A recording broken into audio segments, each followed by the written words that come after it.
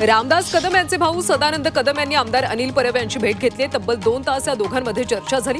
त्यावर मी व्यावसायिक कारणासाठी आणि गणपतीसाठी भेटायला आलो होतो। मी परब यांना महिन्यातून एकदा भेटायला येत असतो अशी प्रतिक्रिया त्यांनी दिली। कल्याण रेल्वे स्थानकातून मुंबईच्या दिशेने जाणाऱ्या लोकल ट्रेनमध्ये विकलांग डब्यात सामान्य नागरिकांनी घुसखोरी केली। यावेळी दिव्यांग व्यक्तीने जाब विचारताच वाद निर्माण झाला। यावर पोलीस मात्र कोणतीही कारवाई करत नसल्याचा दिव्यांगांचा आरोप आहे। कोल्हापूर महानगरपालिकेमध्ये ड्रेनेजचं काम न करता बिल काढल्याप्रकरणी कारवाई सुरू आहे। या प्रकरणी महापालिका कनिष्ठ अभियंता यांच्यासह पौडी विभागातल्या तत्कालीन सहाय्यक अधीक्षक मुख्य लेखा परीक्षण कार्यालयातल्या वरिष्ठ लिपिक यांना निलंबित करण्यात आलं।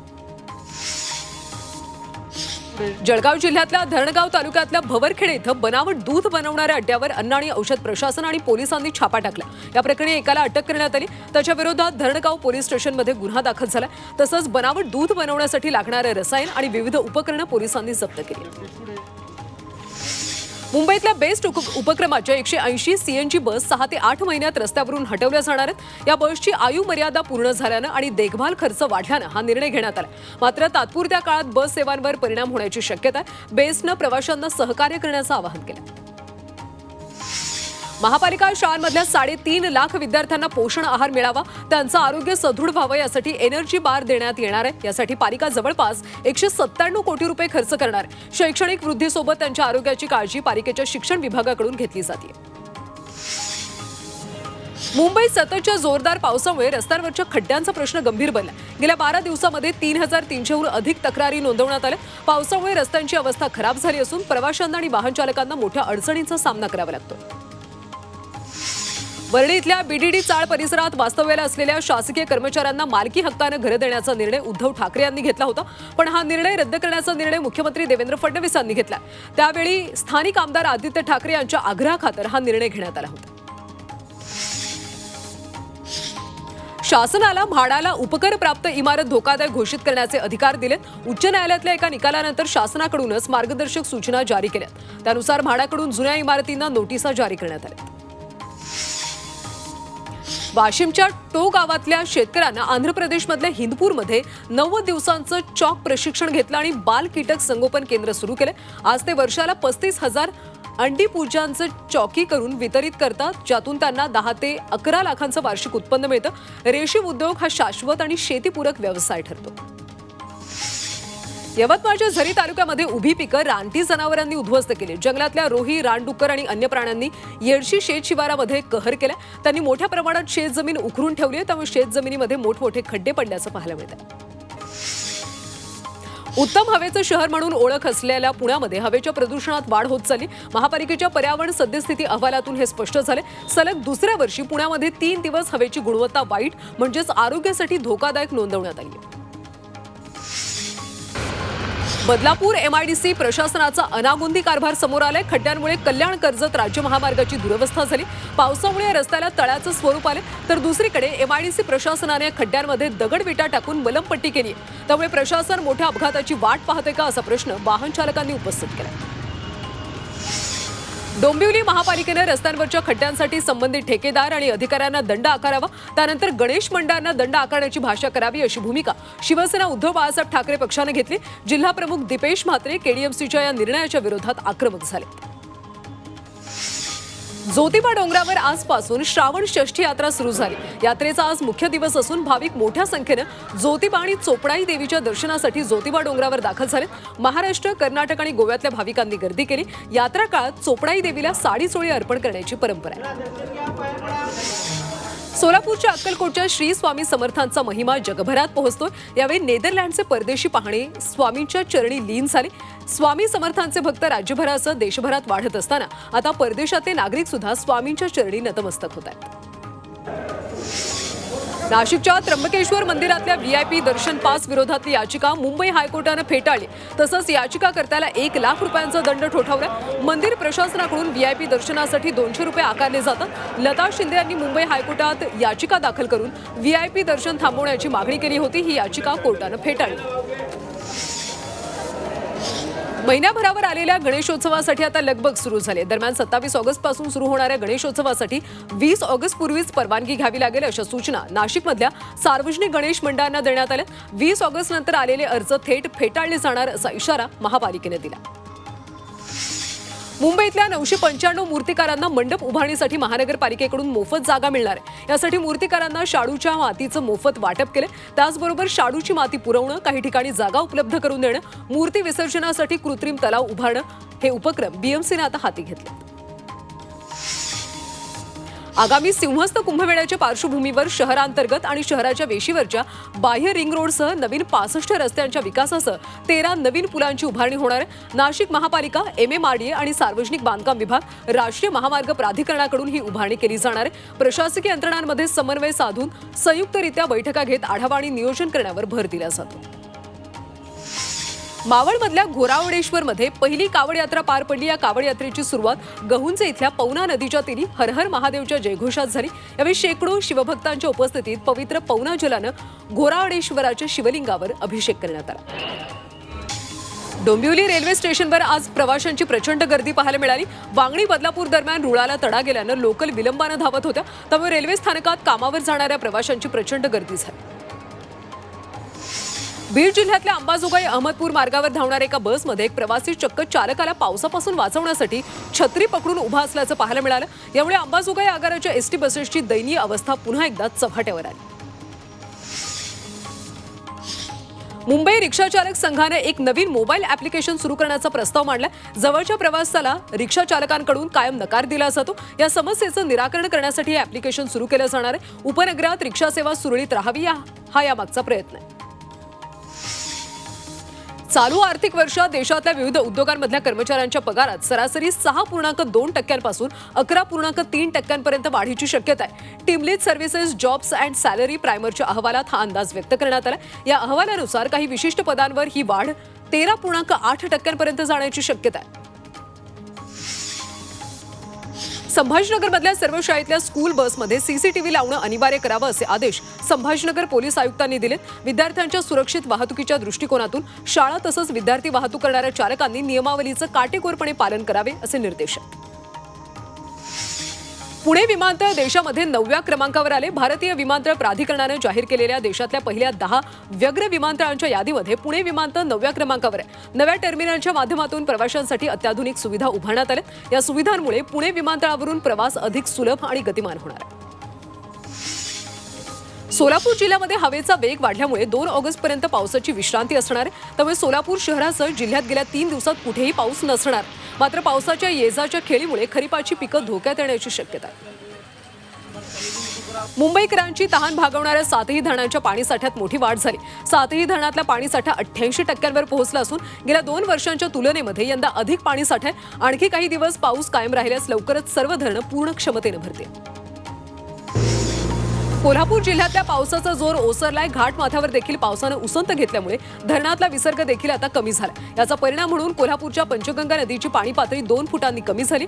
असं असलं तरी जिल्ह्यातल्या 47 बंधारे अद्यापही पाण्याखाली आहेत।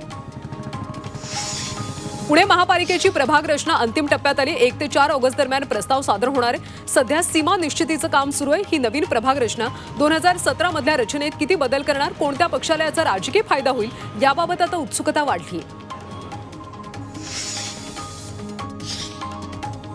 वडगाव खुर्द ते राजाराम पुलादरम्यान पुराचा धोका टाळण्यासाठी आणि मुठा नदीकाठचा विकास करण्यासाठी पुणे महापालिकेने 300 कोटी रुपयांचा प्रस्ताव राज्य सरकारकडे पाठवला। या निधीसाठी आपत्ती व्यवस्थापन मधून मंजुरी मिळावी अशी मागणी महापालिका आयुक्त नवल किशोर राम यांनी नगरविकास विभागाकडे केली। या भागात तटबंदी, सुशोभीकरण, वृक्षारोपण, जॉगिंग ट्रॅक आणि नाल्यांचा विकास केला जाणार आहे। संभाजीनगरच्या जायकवाडी धरणाचं पाणीसाठा आता 88% झालं। त्यामुळे उद्या धरणातून पाणी सोडलं जाणार आहे। त्यासाठी गोदावरी पाटबंधारे महामंडळाच्या कार्यकारी संचालकांसोबत बैठक घेण्यात आली। यामध्ये पाणी सोडण्याच्या दृष्टीनं नियोजन करण्यात येणार आहे। बीडच्या माजलगाव धरणामध्ये 16% पाणीसाठा जमा झाला। यावर्षी जून आणि जुलै महिन्यात म्हणावं तसं पाऊस न झाल्यामुळे जिल्ह्यातली छोटी मोठी धरणं अद्यापही पूर्ण क्षमतेने भरली नाही। त्यामुळे बीडमध्ये दमदार पावसाची अपेक्षा कायम आहे। पुण्यातल्या खडकवासला धरणातून विसर्ग वाढण्याची शक्यता आहे। घाटमाथा आणि धरण परिसरात मुसळधार पाऊस बरसतोय। त्यामुळे धरण साखळीमध्ये मोठ्या प्रमाणात पाण्याची आवक सुरू आहे। सध्या खडकवासला धरणाची पाणी पातळी 62%। पवनचक्की कंपन्यांकडून शेतकऱ्यांची होणारी फसवणूक थांबावी या प्रमुख मागणीसाठी शेतकऱ्यांनी पुन्हा धाराशिवमध्ये जिल्हाधिकारी कार्यालयासमोर आमरण उपोषण सुरू केलं। यापूर्वी वाशी तहसील कार्यालयासमोर आमरण उपोषण केलं होतं, मात्र जिल्हाधिकाऱ्यांनी शेतकऱ्यांमध्ये झालेली चर्चा निष्फळ ठरली। जमिनीचा योग्य मोबदला मिळावा ही प्रमुख मागणी घेऊन शेतकरी सध्या आंदोलन करतात। छत्रपती संभाजीनगर ते हर्सुल टी पॉइंट ते सावंगी मनपा हद्दीपर्यंत 60 मीटर रुंद रस्त्यासाठी बाधित होणारी धार्मिक स्थळं, कब्रस्तान, महापुरुषांचे पुतळे 7 दिवसात स्वतःहून हटवावेत अशी नोटीस संभाजीनगर मनपाने बजावली। महापालिकेने गेल्या आठवड्यात त्या रस्त्यांचं मार्किंग केलं होतं। वाशिमच्या कारंजा तालुक्यातल्या पिंपरी फॉरेस्ट परिसरात सुरू असलेल्या अवैध जुगार अड्ड्यावर स्थानिक गुन्हे शाखा वाशिमच्या पथकानं धाड टाकून मोठी कारवाई केली। या धाडीमध्ये तब्बल 8,05,600 रुपयांचा मुद्देमाल जप्त करण्यात आला आणि 9 जणांच्या विरोधात गुन्हा नोंदवण्यात आला। वसई विरार महापालिकेतले माजी आयुक्त अनिल कुमार पवार यांच्या घरावर ईडीनं कारवाई केली। तब्बल 22 तासानंतर ही कारवाई पूर्ण झाली। या कारवाईमध्ये ईडीनं कुणालाही ताब्यात घेतलं नसून काही कागदपत्र, हार्ड डिस्कमध्ये मोठा डेटा जमा करून घेतल्याची माहिती समोर आली आहे। नाशिकच्या सटाण्यामध्ये ईडीनं छापेमारी केली। वसई विरार मनपाचे माजी आयुक्त अनिल कुमार पवार यांच्या मालमत्तेवर राज्यभरात कारवाई सुरू आहे आणि त्याचाच एक भाग म्हणून नाशिकचं सटाण्यात सुद्धा ईडीनं छापेमारी केली। बागलाण तालुक्यातल्या अनिल कुमार यांच्या भावाची मालमत्ता आहे। या मालमत्तेची आता ईडीकडून चौकशी सुरू आहे। पुण्यामध्ये बेशिस्त वाहन चालकांवर एआयद्वारे कारवाईचा बडगा उगारण्यात आला। फर्ग्युसन रोडवर एआय कॅमेऱ्यांच्याद्वारे कारवाई सुरू आहे। याद्वारे 3,200 वाहन चालकांवर कारवाई करण्यात आली। यामध्ये दुहेरी पार्किंग करणाऱ्या 1,284 वाहन चालकांचा समावेश आहे। रायगडच्या महाडमध्ये आणखी एका कंपनीवर छापा टाकण्यात आलाय। पोलीस आणि प्रदूषण नियंत्रण मंडळाने ही कारवाई केली। सविता केमिकल्स या कंपनीमध्ये सुरक्षेची मानकं पाळली जात नाहीत। रसायनाची साठवण आणि पाणी गुणवत्तेच्या मानांकनाचं उल्लंघन होत असल्याबद्दल कंपनीवर आता गुन्हा दाखल झाला। पुण्याच्या इंदापूरमधल्या न्यायालयासमोरच्या चौकात सातत्याने अपघाताच्या घटना घडत आहेत, मात्र या ठिकाणी सुरक्षेच्या दृष्टीने कोणतीच उपाययोजना केली जात नाही। चौकात गतिरोधक नाहीयेत, सोबतच पोलीस कर्मचारी देखील तैनात नसतात। आजही 2 दुचाकींचा अपघात झाला, मात्र प्रशासन काहीच करताना दिसत नाही। नवी मुंबईतल्या रबाळे तलावात एका 25 वर्षीय तरुणानं उडी मारत आत्महत्या केली। अग्निशमन दलानं तरुणाचा मृतदेह बाहेर काढला असून या प्रकरणी रबाळे पोलीस ठाण्यात गुन्हा दाखल झाला। तरुणानं प्रेम प्रकरणातून आत्महत्या केल्याची प्राथमिक माहिती आहे। छत्रपती संभाजीनगरमध्ये विचित्र अपघात झाला। कंटेनरमधला लोखंडी खांब अंगावर पडून घराबाहेर ओट्यावर बसलेल्या वृद्धाचा मृत्यू झाला। कचनेर बिडकीन मार्गावर कंटेनरचा टायर फुटल्यानं हा अपघात झाला। आदिवासी आश्रमशाळेमध्ये पाण्याची टाकी कोसळून एका 14 वर्षीय विद्यार्थिनीचा मृत्यू तर 3 जण गंभीर जखमी झाले। अमरावतीच्या अचलपूरमधल्या वसंतराव नाईक आदिवासी आश्रमशाळेतली ही धक्कादायक घटना आहे। जखमी विद्यार्थिनींवर अचलपूरमधल्या खासगी रुग्णालयात उपचार सुरू आहेत। आंबेगाव तालुक्यातल्या माळीण दुर्घटनेला आज 11 वर्ष पूर्ण होत आहेत। 30 जुलै 2014 रोजी भूस्खलन होऊन डोंगराखाली संपूर्ण माळीण गाव गाडलं गेलं। या दुर्दैवी घटनेत 151 नागरिकांचा मृत्यू झाला तर 900 पेक्षा जास्त मुक्या प्राण्यांचा यामध्ये जीव गेला होता। आजही या आठवणीनं माळीणवासियांना अश्रू अनावर होतात। नाशिक जिल्ह्यातल्या मालेगावात झालेल्या बॉम्बस्फोटाला 17 वर्षांनंतर एनआयए विशेष न्यायालय उद्या निकाल देणार। विशेष न्यायाधीश AK लाहोटी यांनी सर्व आरोपींना 31 जुलैला न्यायालयात हजर करण्याचे आदेश दिले।